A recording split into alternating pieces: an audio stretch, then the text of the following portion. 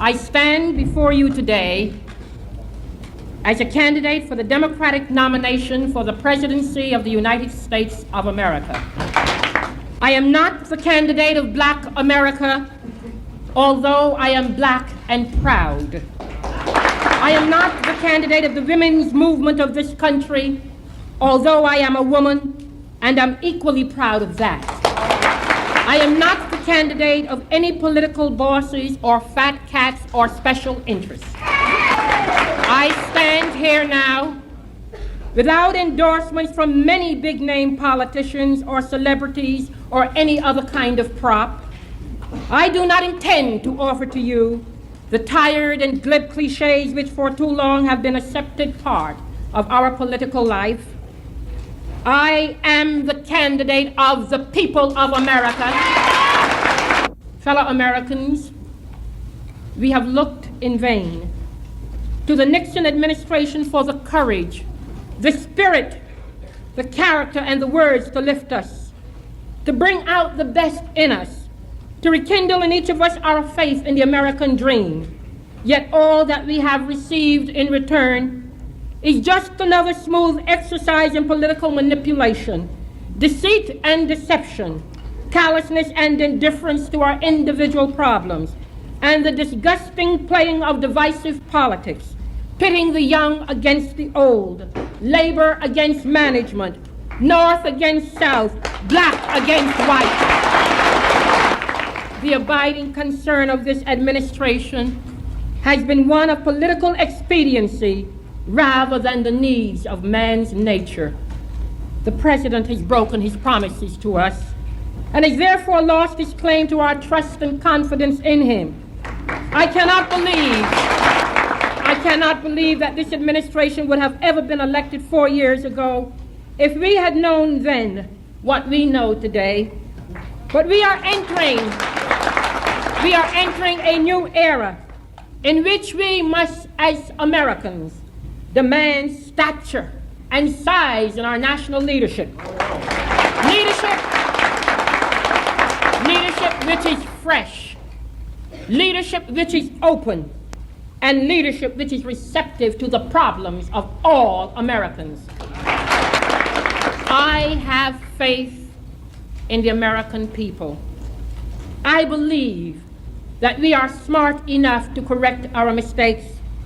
I believe we are intelligent enough to recognize the talent, energy, and dedication which all Americans, including women and minorities, have to offer.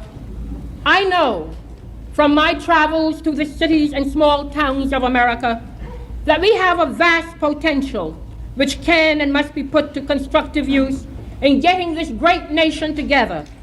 I know that millions of Americans from all walks of life agree with me that leadership does not mean putting the ear to the ground to follow public opinion, but to have the vision of what is necessary and the courage to make it possible. Americans all over are demanding a new sensibility, a new philosophy of government from Washington. Instead of sending spies to snoop on participants at Earth Day, I would welcome the efforts of concerned citizens of all ages to stop the abuse of our environment. Instead of watching a football game on television while young people beg for the attention of their president concerning our actions abroad, I would encourage them to speak out, organize for peaceful change, and vote in November. Instead of blocking efforts to control the huge amounts of money given political candidates by the rich and the powerful, I would provide certain limits on such amounts and encourage all the people of this nation to contribute small sums to the candidates of their choice. Instead of calculating the political costs of this or that policy and of weighing favors of this or that group, depending on whether that group voted for me in 1968, I would remind all Americans at this hour of the words of Abraham Lincoln, "A house divided cannot stand."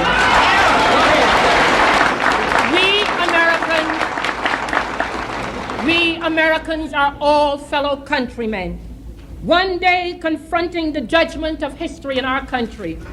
We are all God's children, and the will of each of us is as precious as the will of the most powerful general or corporate millionaire. Those of you who were locked outside of the convention hall in 1968, those of you who can now vote for the first time, those of you who agree with me that the institutions of this country belong to all of the people who inhabit it, those of you who have been neglected, left out, ignored, forgotten, or shunned aside for whatever reason, give me your help at this hour. Join me in an effort to reshape our society and regain control of our destiny as we go down the Chisholm Trail for 1970.